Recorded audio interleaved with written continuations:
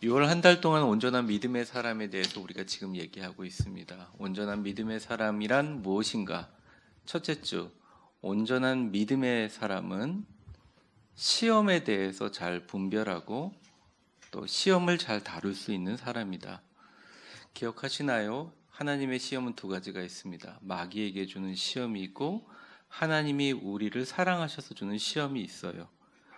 마귀에게 주는 시험은 잘 차단하시면 됩니다. 그 길에 안 서 있으면 돼요. 근데 하나님께서 주시는 시험은 어떻게 하느냐? 하나님이 주시는 시험은 정말 우리가 그 시험의 의미를 잘 깨닫고 그 시험을 잘 통과하여 하나님이 원하시는 아름다운 온전한 믿음의 사람으로 세워질 수 있는 아주 좋은 길이 됩니다. 시험을 당하여 우리가 견디지 못할 것 같으면 피할 길을 내시고요. 능히 감당하게 만드시는 이심을 믿고 시험이 올 때 그 시험을 잘 합격할 수 있도록 노력하는 것이 온전한 믿음의 사람이 가져야 될 기본적인 것이다. 두 번째 주는 시험에 대해서 얘기하고 그 다음에 행함에 대한 말씀을 드렸습니다. 믿는 것은 믿는 것이고 안 믿는 것은 안 믿는 것이다. 세상은 자꾸 속이잖아요.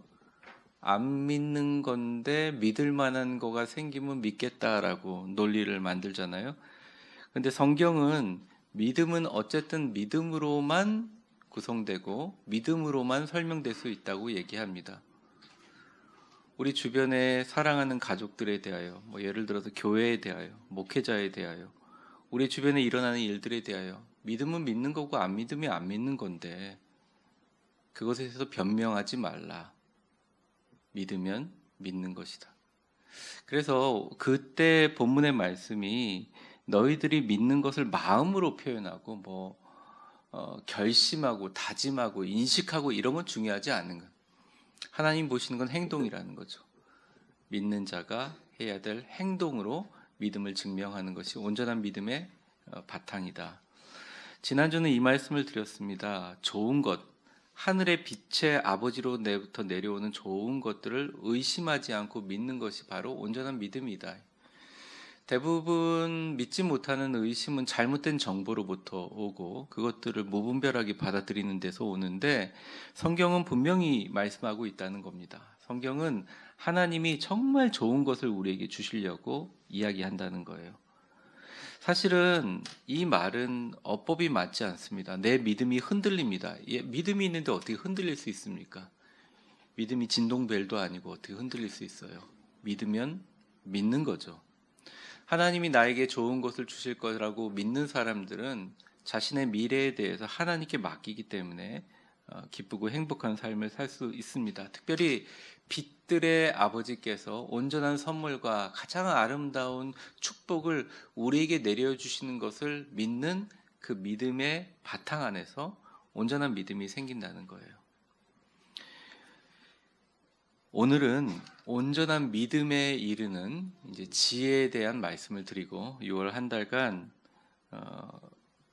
이 온전한 믿음의 사람이 되자라는 주제의 말씀을 마무리하려고 합니다. 대부분 사람들은 자신이 지혜롭다고 생각합니다. 그리고 자신을 가장 내가 잘 안다고 생각합니다. 아무리 좋은 충고나 조언이 있더라도 그것을 기쁘게 받아들이고 자기 것으로 만들기는 쉽지 않습니다. 저도 마찬가지고 여러분도 마찬가지입니다. 한 개그맨이 이런 얘기를 했어요. 자신이 들을 때마다 가장 기분 나빠지는 말이 이거랍니다. 기분 나빠하지 말고 들어 라는 상대방의 말이라는 거예요. 누구나 내면에는 자신이라는 왕이 삽니다. 나라는 왕이 살죠. 그 왕을 존중받기 위해서 살아가는 사람들이 있습니다. 그런 사람들을 세상 사람들이라고 하죠. 나라는 왕이 존중받으면 너무 즐겁고 기뻐요. 하지만 나라는 왕이 존중받지 못하는 것 같으면 불안해하며 걱정하고 근심하고 존중받기 위해서 삽니다. 그래서 열등감이 많거나 부족함이 많거나 또 어려움이 많은 사람들이 교만하게 되는 이유이기도 합니다. 부족함이 없다고 내 자신에 대한 깊은 사랑과 올바른 자신에 대한 자아상을 갖고 있는 사람들은 굳이 남의 인정과 칭찬을 구하지 않습니다. 어쩌면 우리 한국 사회가 많은 분들이 스트레스 사회다, 피로 사회다라고 얘기하는 것은 어쩌면 돈으로도 물질로도 그리고 사람들의 평판으로서 채울 수 없는 자신의 공허함에 대한 인식이라고 생각합니다. 그러므로 심리학에서는 누구나 다 왕이니 그 사람에게, 심리학적인 얘기입니다. 그 성경이 아니라 그 사람이 무슨 짓을 하든지 조언하지 말고 그냥 그 사람이 왕이라고 인정해 주는 것이 가장 좋은 인간관계다라고 얘기를 합니다. 일리가 있는 이야기라고 생각합니다. 성경은 이 지혜로운 사람에 대하여 완전히 다른 관점을 우리에게 심어줍니다. 성경에서 최고의 지혜로운 사람은 나라는 왕을 섬기며 사는 사람이 아니라 하나님이라는 왕을 나의 왕으로 모시고 사는 사람, 그 사람을 지혜로운 사람이라고 성경은 이야기합니다. 교회 나오면서 우리의 직분이, 우리가 듣는 조그만 사람들의 칭찬이 주님이 아닌 나를 내 자신의 왕으로 삼는다면 그건 처음부터 완전히 잘못된 것입니다. 아니, 그것은 아무런 유익이 없다는 것이에요. 바로 최고의 지혜가 온전한 믿음의 사람을 만들고 완성하는데, 그 최고의 지혜를 만들 수 있는 것은 바로 내가 아닌 주님을 나의 왕으로 모시는 것입니다. 우리 옆 사람 한번 축복해 보겠습니다. 주님을 내 왕으로 모시는 것이 최고의 지혜입니다. 오늘 간단히 야고보의 말씀을 통해서 좀 나눠보기를 원하는데요. 우리가 그 온전한 믿음의 사람이란 주제로 이제 3주를 하고 이제 마지막 주인데, 오늘은 마지막으로 온전한 믿음의 사람을 완성하는 최고의 지혜는 무언가, 두 가지 본문의 말씀을 통해서 살펴보도록 하겠습니다. 첫 번째는 온전한 지혜, 온전한 그 믿음의 사람으로 만드는 최고의 지혜는 겸손하게 하나님께 엎드리고 요청하고 기도하면서 시작된다는 것입니다. 탈무드에 이런 구절이 있어요. 우리 같이 한번 읽어볼까요? 시작. 이 세상에서 가장 지혜로운 사람은 어떤 경우에도 배움의 자세를 갖는 사람이며, 이 세상에서 가장 행복한 사람은 지금 이 모습 이대로를 감사하면서 사는 사람이다. 네. 탈무드는 어떻게 보면 구약 성경의 전신이라고 할 수 있습니다. 구약 성경의 가장 오래된 본문이 잠언인데요. 그 잠언의 기반을 마련하는 그런 서신이라고 할 수 있는, 글이라고 할 수 있는데, 아마 이 구절이 구약 성경 전체의 축복을 관통하는 엄청난 진리입니다. 성경은 지혜와 복에 대해서 이렇게 얘기합니다. 절대 지혜와 복은 우리가 찾아가서 얻거나 찾을 수 있는 것이 아니라는 거죠. 지혜는 우리에게 다가오는 것이고, 또 복은 우리를 따라오는 것이라고 설명합니다. 간단하게 탈무드 말씀을 조금 요약해 보면 이런 거죠. 지혜는 겸손한 사람들을 따라갑니다. 어쩔 수 없는 거죠. 내가 배우려고 하는 마음, 겸손한 마음, 비어있는 물컵과 같은 마음을 가진다면 하나님께서 채울 수 있는 용량이 더 많아지지 않겠어요? 그래서 항상 최고의 지혜는 겸손한 사람에게 따라간다는 것입니다. 그리고 복은 감사하는 사람에게 따라간다는 거예요. 성경에서 복은 하나의 형상으로 얘기하는 것이 아니라 영적인 물질로 이야기합니다. 영적인 형태로.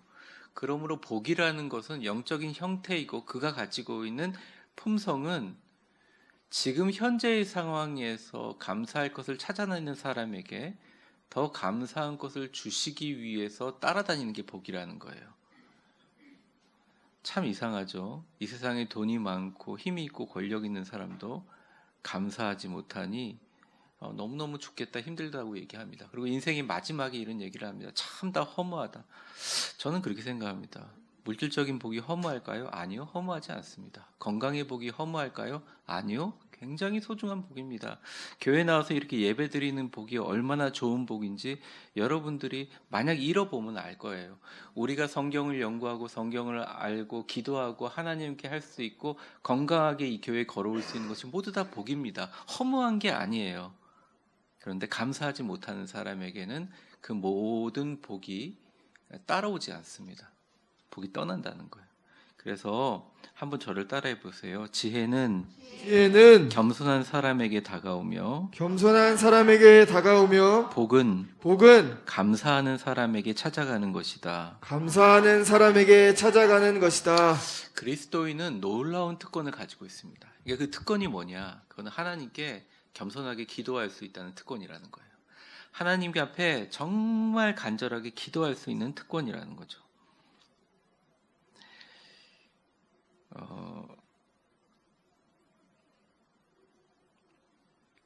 야고보는 그 당시에 그 야고보서 쓸 때 정말 인간적으로 고통을 당하는 그 당시 성도들, 인간의 지혜로 도저히 그 해결할 수 없는 어려움과 박해의 시대를 살아가는 성도들에게 정말 그들을 사랑하면서 소아시아 기독교인들에게 이렇게 권유하고 있습니다. 오늘 본문의 말씀 첫 절 5절인데요. 같이 한번 읽어보겠습니다. 시작. 너희 중에 누구든지 지혜가 부족하거든 모든 사람에게 후히 주시고 꾸짖지 아니하시는 하나님께 구하라. 그리하면 주시리라. 네, 아주 간단하게 얘기하면 겸손하게 하나님 앞에 지혜를 구하는 자에게 하나님께서 지혜를 주시는데 그냥 주시는 게 아니라 그 사람이 구하는 것보다 더 많이 주신다. 그리고 정말 꾸짖지 않으시고 격려하시며 많이 주신다.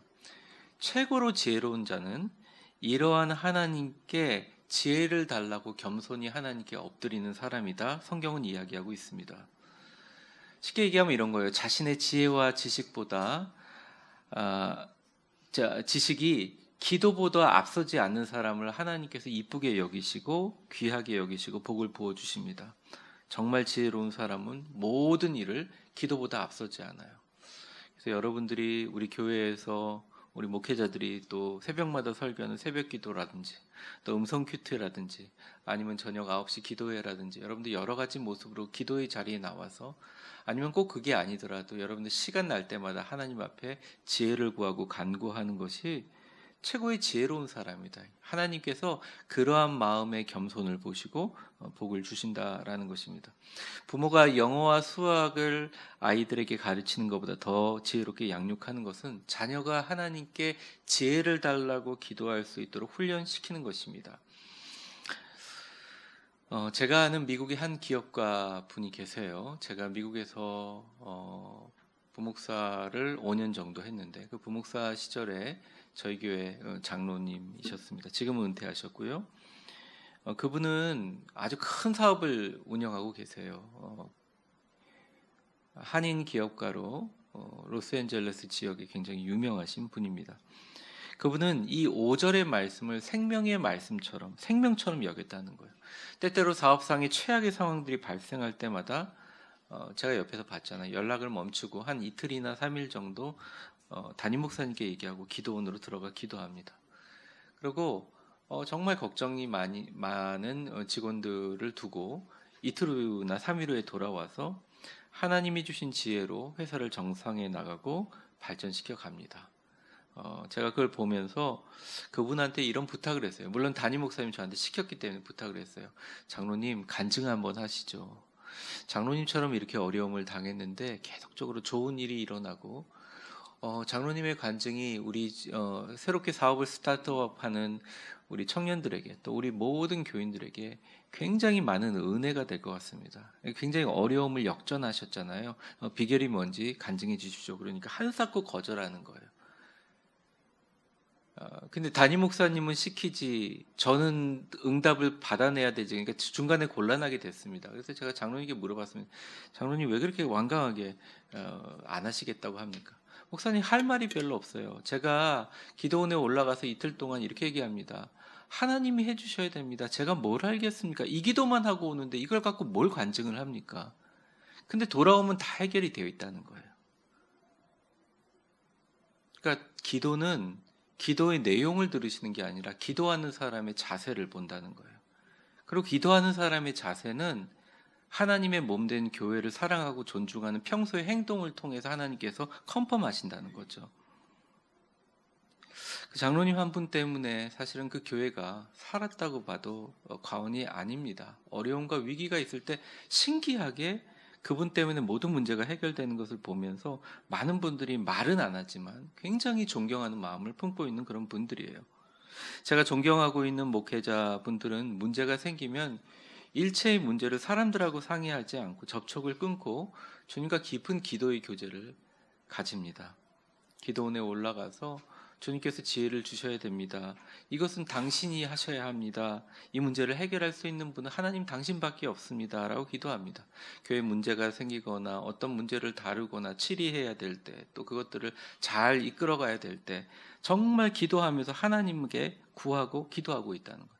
하나님께 간절히 기도하고 겸손히 간구하고 모든 문제가 그 목사님 손에서 해결되고 나서 산에 내려온다는 것입니다. 목사님의 그러한 겸손한 간구를 통해서 그 교회가 든든히 서가는 것을 제가 볼 수 있어요. 사랑하는 성도 여러분, 세상의 지혜는 모두 다 자신이 최고의 지혜라고 얘기하지만 하나님 앞에 최고의 지혜는, 인간이 가질 수 있는 진짜 최고의 지혜는 겸손하게 하나님 앞에 지혜를 달라고 하는 게 진짜 지혜라는 것이죠. 사랑하는 위대한 교회 성도 여러분, 여러분의 가정이, 여러분의 삶의 기쁨이, 여러분의 신앙이, 여러분의 건강이, 여러분의 경제적인 상황이 진정으로 회복되기를 원하신다면 먼저 여러분의 교회와 말씀에 대한, 또 하나님에 대한 겸손과 기도를 회복하시기를 축복합니다. 겸손히 하나님께 지혜를 구하라. 그리하면 주실 것이다. 오늘 말씀하십니다. 기도는 인간이 할 수 있는 하나님을 향한 가장 아름다운 겸손의 자세이며 우리의 모든 문제를 해결할 수 있는 최고의 지혜라는 말씀을 드렸습니다. 겸손히 기도하는 최고의 지혜가 우리를 하나님의 온전한 사람으로, 온전한 믿음의 사람으로 만들어가기 시작하고 이 자리에 오신 분들부터 그런 시작이 일어나기를 바랍니다. 두 번째입니다. 야고보서는 이렇게 얘기하고 있어요. 온전한 믿음의 사람을 만들 수 있는 최고의 지혜는 조금도 의심하지 않는 믿음으로 완성된다는 것입니다. 한 목사님께 들은 이야기인데요. 목사님께 어떤 한 교인이 찾아왔다고 합니다. 교인이 찾아와서 교회를 나오지 않겠다, 다음 주부터, 그런 얘기를 해서 이유를 물으니 그 교인이 이런 얘기를 했다는 거예요. 자기 눈이 너무 나빠가지고 눈이 안 좋아서 하나님께 기도를 했는데 일주일 동안 새벽 기도하고 수시로 하나님께 엎드렸는데 금식도 했는데 병원에 가서 진단해 보니까 눈이 좋아지기는커녕 더 나빠졌다는 것입니다. 그러므로 자기는 일주일 동안 기도해보고 이제 확신을 가졌다는 거예요. 하나님은 안 계시다. 하나님은 없다. 그런데 하나님이 없는데 뭐로 교회에 나오느냐? 교회 다닐 필요가 없다는 것이죠. 그 얘기를 들었던 목사님이 그 교인에게 이런 얘기했습니다. 한 일주일만 더 내가 시킨 대로 기도해보고 결정하시라고. 알겠다고. 목사님 어떤 식으로 기도합니까? 이렇게 기도하시라고. 하나님, 내 눈이 나아지든지 또 나빠지든지 주님이 나를 사랑하시고 살아계심을 확실히 믿습니다. 이렇게만 기도해라. 목사님 적어주십시오. 네, 적어드렸습니다. 그 교인이 일주일 동안 그렇게 기도하고 나서 목사님 말씀대로 기도를 했는데 눈이 멀쩡하게 난 거예요. 그래서 목사님께 찾아와서 물어봤습니다. 참 신기합니다. 이게 어떻게 된 일입니까? 당신의 믿음의 기도가 하나님을 기쁘시게 만들어서 그렇습니다. 기도는 당신이 기도하는 내용을 듣는 것이 아니라 기도하는 대상을 기쁘게 하는 당신의 자세에 달려 있습니다. 아직도 성도님, 하나님이 없다고 생각하십니까? 아니요, 하나님 살아계세요. 그러면서 좋은 신앙이 됐다는 거예요. 저는 하나님이, 여러분들도 모두 실제로 우리 삶에 살아계십니다. 그 살아계심을 여러분들 알고 계시지 않습니까? 분명한 사실은 우리의 기도를 들으시고 믿음을 측정하고 계세요. 때때로 우리가 어쩔 수 없이 세상과 사람에 대해서 의심할 수가 있습니다. 하지만 믿음을 가지고 있는 신앙인이 살아계신 하나님께 기도하면서까지도 그분의 살아계심을 의심하는 것은 그 기도 행위 자체가 굉장히 미련한 일이라는 것이죠. 우리가 두 손을 모으고 기도의 자리를 나왔다는 것은 하나님께서 반드시 나에게 어떤 방법이든지 우리의 기도를 들으시고 역사하신다는 걸 믿는다는 행위입니다. 끝에 아멘이라고 하는 것은 그것에 대한 컨퍼메이션이라는 거죠. 지혜로운 자는 태양이 빛나지 않을 때에도 태양이 존재하고 있음을 믿습니다. 때로는 하나님이 침묵하실지라도 하나님이 계심을 반드시 믿습니다.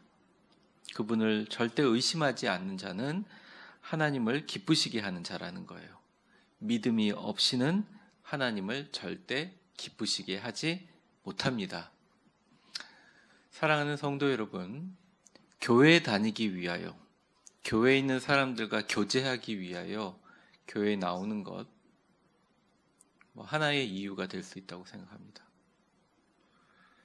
종교 생활하는 것, 내가 어릴 적부터 받은 신앙 교육에 의해서 신앙생활을 유지하는 것, 그것 또한 신앙의 모습이라고 생각할 수 있습니다. 우리 위대한 교회는 조금 더 신앙의 기준을 높여야 합니다. 정말 담임 목회자가 성도들을 사랑한다면 성도들에게 가장 좋은 것을 먹여야 합니다. 여러분에게 드릴 수 있는 가장 좋은 것은 이겁니다. 사람을 기쁘게 하려고 하지 말고 하나님을 기쁘시게 하는 기도를 하고 신앙생활을 하십시오. 그러면 가장 먼저 변하는 게 자기 자신이 변하고 자기 자신을 통해서 주변이 변하기 시작합니다. 그게 재미가 있고 즐거움이 있고 평안이 있다는 거예요. 여러분 모두 하나님을 기쁘시게 하는 자가 되시기를 바랍니다. 그래서 하나님을 기쁘시게 하는 믿음 있는 자 되시기를 다 바라요. 오늘 본문에서는 믿음 없이는 하나님을 기쁘시게 하지 못한다고 6절, 7절, 8절에 이렇게 기술하고 있습니다.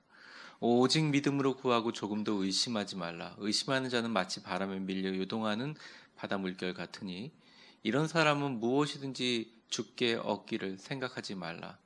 두 마음을 품어 모든 일에 정함이 없는 자로다. 바다의 물결에 대해서 연구하는 토론이 열렸습니다. 그것에 대해서 어떻게 설명하는 것이 좋을까 많은 사람들이 얘기를 하다가 결국 그 세계적인 과학자가 이런 얘기를 했어요. 바다 물결이 움직이는 것 같지만 움직이지 않는다는 것, 이동하지 않는다는 것을 한국을 보면 됩니다. 그렇게 얘기를 했어요. 그게 무슨 말입니까? 한국의 2002년 월드컵 때 파도타기 응원을 봤다는 거예요. 우리나라 파도타기 응원. 쭉 흘러가면 제자리에 벌떡 일어서서 그 자리에 그대로 앉아버리죠. 바다 물결이 그렇다는 거예요. 이동하지 않고 바람에 따라 그 자리에서 각자 일어났다가 움직이는 이동이 없다는 것이죠. 사실은 아무 일도 일어나지 않습니다. 바람이 불지 않으면 다시 고요하고 잔잔해지는 우리의 인생. 바람이 분다고 하는 실체가 없는 바람이 불지만 우리는 그냥 그 자리에 일어났다 앉을 뿐이라는 것이죠. 근데 그것 때문에 흔들리는 것처럼 그리고 엄청난 일이 일어난 것처럼 어려운 사람들은 절대 어떠한 것도 하나님께 얻기가 어렵다. 야고보는 그렇게 이야기합니다. 저는 하나님께서 우리 위대한 교회 성도들을 사랑하시고 얼마나 놀랍게 축복하시는 것을 원하시는지 영적으로 느끼고 있고 또 여러분들을 위해서 기도할 때마다 그런 생각을 합니다.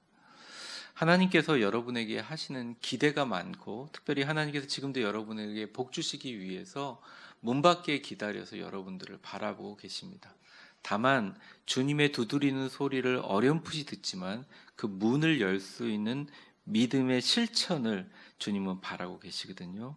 하나님은 그러한 온전한 믿음으로 우리가 나아가기를 원하고 계십니다. 몸이 아프십니까? 기도하면 의심하지 마세요. 물질에 대해서 기도하셨어요? 그러면 그 물질의 정확한 숫자를 노트에 적어놓고 의심하지 마세요. 기도하면서 의심한다는 것은 시간 낭비입니다. 여러분이 의심하든 의심하지 않든 하나님은 들으시는데 여러분의 의심 없는 믿음을 들으시고 믿음을 보시고 하나님께서 역사하시기 때문입니다.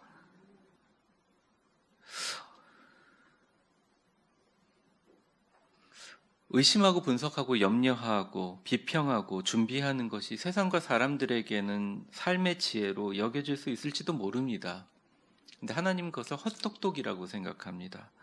진짜 지혜로운 자는 조금도 의심하지 않는 믿음으로 하나님께 지혜롭다 칭찬을 받아 하나님의 호의를 얻어서 내 힘이 아닌 하나님의 힘으로 살아가게 된다는 것이죠. 온전한 믿음을 통해서 하나님께서 그 사람을 역사하시면 신기한 일이 일어나는데, 첫째는 자기가 생각하지 못하는 일들이 일어납니다. 처음에는 당황스러워요. 받아들이지 않아요. 그런데 그냥 하나님의 은혜의 강물에 몸을 맡기면 하나님께서 항의하게 만들어주시고 그 사람을 통해서 축복의 파이프처럼 쓰임받습니다. 그런데 왜 그런 사람들이 주변에 그렇게 적을까요? 그 이유는 하나님의 말씀과 하나님이 주시는 믿음의 확신에 대하여 90%도 있고 95%도 있고 99%도 있는데 100% 믿는, 조금도 의심하지 않는 믿음의 사람들이 드물기 때문입니다. 예를 들어 이런 거죠. 심장은 하루에 8,000리터 어마어마하죠. 8,000리터의 혈액을 총 우리 혈관에 10만 킬로 되는 그 혈관에 산소와 영양분을 공급해 주면서 돌려줍니다.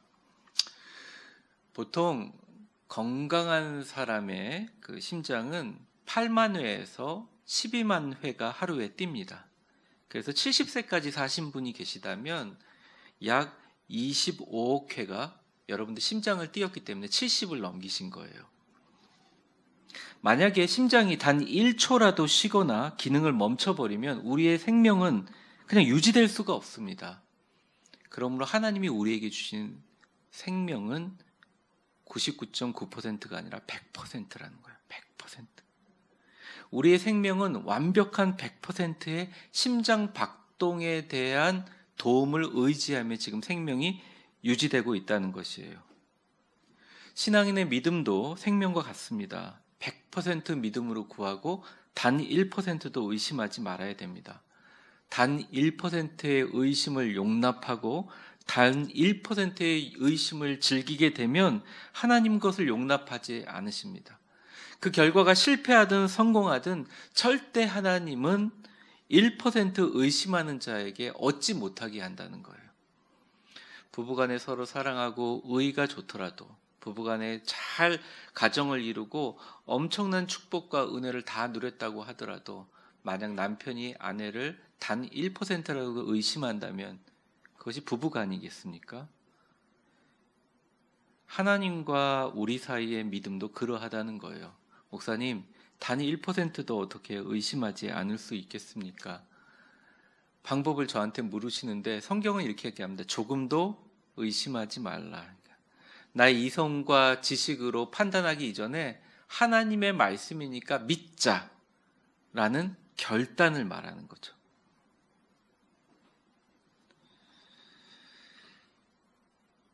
오늘 본문은 하나님이 절대 나에게 나쁜 것을 하실 리가 없다. 하나님의 선하심을, 하나님의 축복을 단 1%도 의심하지 않는 사람이 온전한 믿음의 사람이고, 그런 사람을 통해서 주님께서 축복하신다.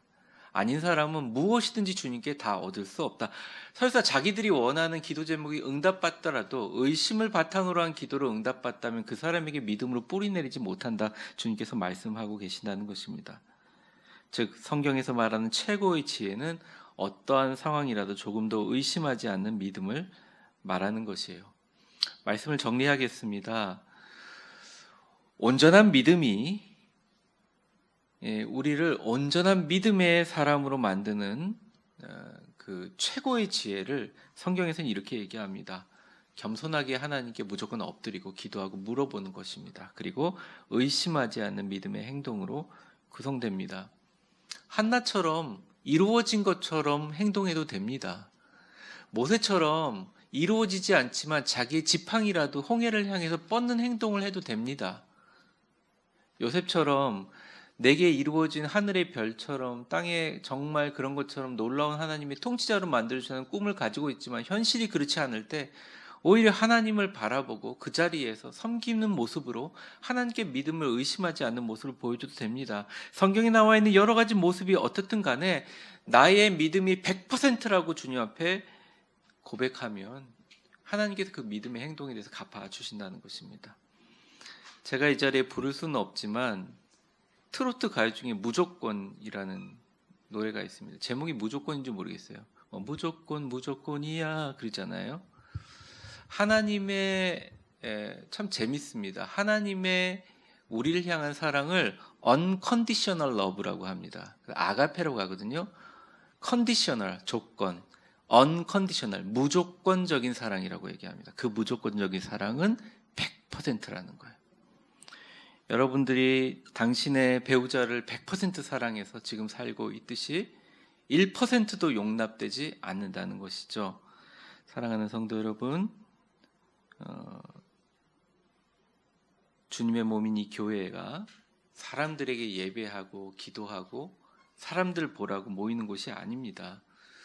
교회에 대해서 사랑하고 존중하는 것은 말이 아니라 온전한 믿음의 행동으로 100% 주님 앞에 보여지고 검증되는 것이죠. 제가 이 6월의 설교를 마무리하면서 정말 여러분들이 온전한 믿음의 사람이 되는 것만큼 제가 정말 중점을 두고 있는 것은 이 많은 말씀들이 선포되고 우리 많은 말씀들이 마음속에 새겨지겠지만 요 한마디만 좀 드리고 싶습니다. 어려우면 하나님께 겸손하게 기도하시고 일단 기도를 시작하면 하나님이 주실 거라고 주시지 않을 거라고 의심하지 말고 진짜 100% 믿으세요. 그게 인간적으로 볼 때는 어떨지 모르겠지만 성경으로 하나님의 말씀으로 볼 때는 그것이 최고의 100% 지혜입니다. 여러분 그렇게 해서 승리하시는 축복의 유통자, 복의 근원 다 되시기를 바라요. 오늘 본문 말씀에 관련된 추천 도서에 대한 말씀을 좀 드리겠습니다. 오늘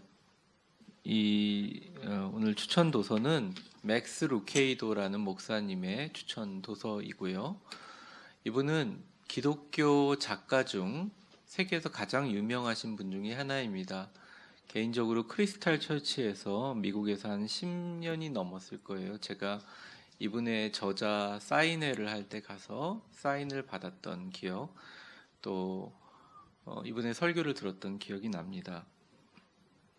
이분은 탁월한 게 뭐냐면 굉장히 스토리텔링을 잘합니다. 특별히 제가 다윗에 대한 말씀을 많이 하는데요. 다윗이란 한 인물을 통해서 다윗이 겪고 있는 병, 빚, 실패, 복수, 거짓, 우울증, 죄의식, 다윗의 삶과 신앙을 흔드는 모든 믿음을 흔드는 것들에 대한 것을 골리앗이라고 표현하고 이 골리앗을 이기는 19가지 습관에 대해서 아주 재밌게 성경 말씀에 빗대어서 설명하고 있습니다.